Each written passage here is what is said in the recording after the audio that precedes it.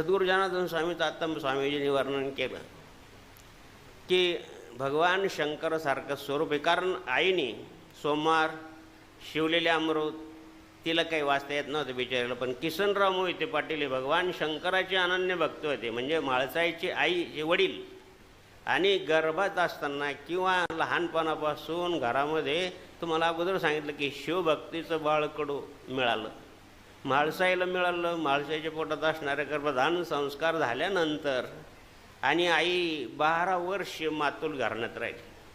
विचार करा तुम्ही, ग्रस्ताश्रमी आहे, मला सांगणं योग्य वाटत नाही. एक वेळेस सहवास झाल्यानंतर 12 वर्ष जर सहवास नसेल तर माणूस काय हरण होत असेल, आणि शिवाय माय बहिणीची काय अवस्था असेल. ही जी तितिक्षा म्हणलंय शास्त्रामध्ये द्यावं, याला तपस्या म्हणतात. सोपं नाही ते. महिनाभर तीर्थयात्रा करतात तर माणसं तोंड पाहण्यासारखे होतात. विशेषतः माय बहिणीचे.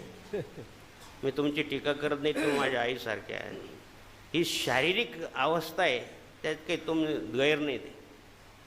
म्हणून जे हो त्या माऊलीने 12 वर्ष कसे काढल्यास 12 वर्षानंतर. म्हणून अशी देवमयी तनू आपल्या कुशीमध्ये धारण करायची असेल तर येणारा पुत्र देवच